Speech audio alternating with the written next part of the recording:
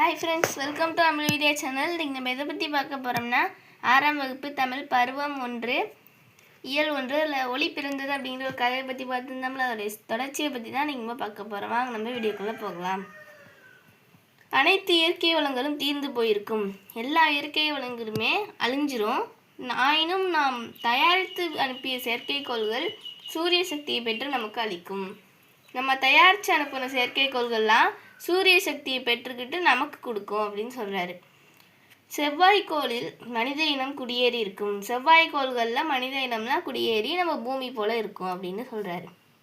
மேரி, செவ்வாய்க்கோளில் மனிதர் வாழ முடியுமா? சரி, எங்களையெல்லாம் எப்போ நிலவிற்கு அழைத்து செல்வீர்கள்? மேரி கேட்குறா. செவ்வாய்க்கோளில் மனிதர்கள்லாம் வாழ முடியுமா?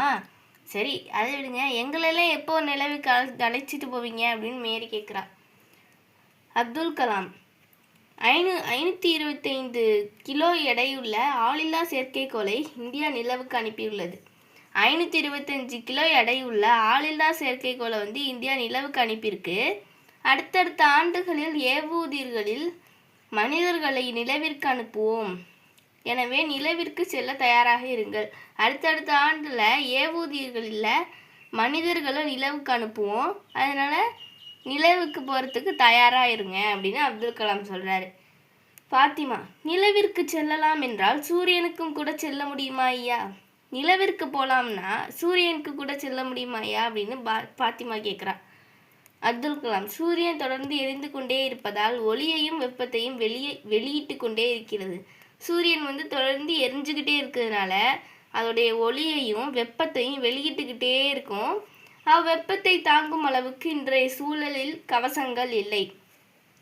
அந்த வெப்பத்தை தாங்குற அளவுக்கு இந்த சூழலில் இப்போதைக்கு எந்த கவசங்களுமே இல்லை. வருங்காலத்தில் அதிகபட்ச வெப்பத்தை தாங்கும் கருவிகளை கண்டுபிடித்தால் அப்போது மனிதன் சூரியனையும் கூட சென்றடையலாம். வருங்காலத்தில் அதிகபட்ச வெப்பத்தை தாங்குகிற கருவிகளை கண்டுபிடிச்சா அப்போ மனிதன் சூரியனையும் கூட சென்றடையலாம் அப்படின்னு சொல்கிறார். இளம்பிறை, ஐயா, உலகின் முதல் விஞ்ஞானியாக யாரை கூறலாம்? சொல்லுங்களேன். இளம்பிரன் கேட்குறா. ஐயா, உலகிலேயே முதல் விஞ்ஞானியாக யாரை சொல்லலாம் அப்படின்னு சொல்லுங்களேன் அப்படின்னு இளம்பிறை கேட்குறா. அப்துல் கலாம், அறிவியலின் அடிப்படை கேள்வி கேட்கின்ற மனப்பான்மை தான். அறிவியலின் அடிப்படை என்னன்னா கேள்வி கேட்கிற மனப்பான்மை தான். அறிவியல் பிறந்தது, வளர்வது, வாழ்வது எல்லாம் இந்த கேள்வி கேட்கும் திறனால்தான்.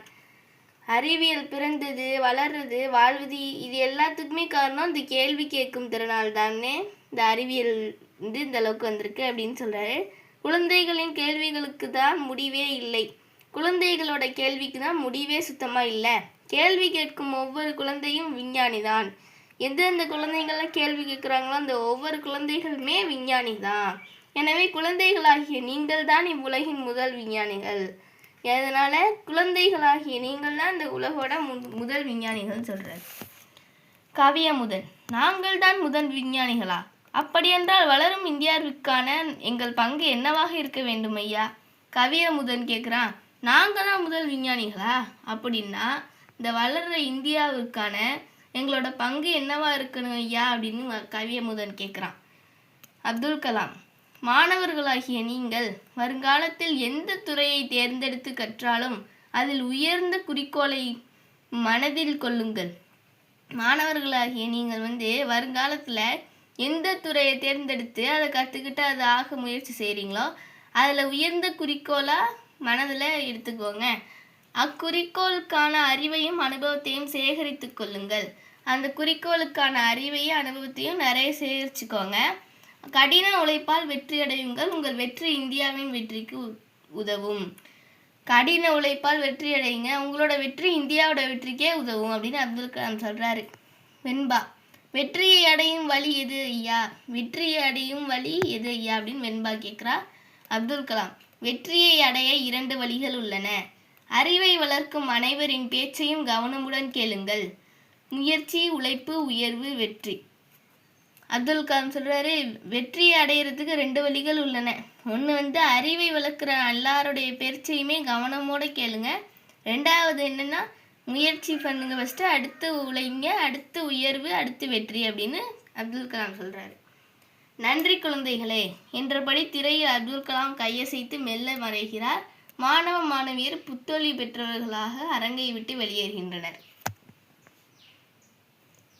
ஃப்ரெண்ட்ஸ், நான் உங்களை நெக்ஸ்ட் வீடியோவில் மீட் பண்ணுறேன். உங்களுக்கு இந்த வீடியோ பிடிச்சிருந்துச்சுன்னா சப்ஸ்கிரைப் பண்ணுங்கள், லைக் பண்ணுங்கள், ஷேர் பண்ணுங்கள், கமெண்ட் பண்ணுங்கள்.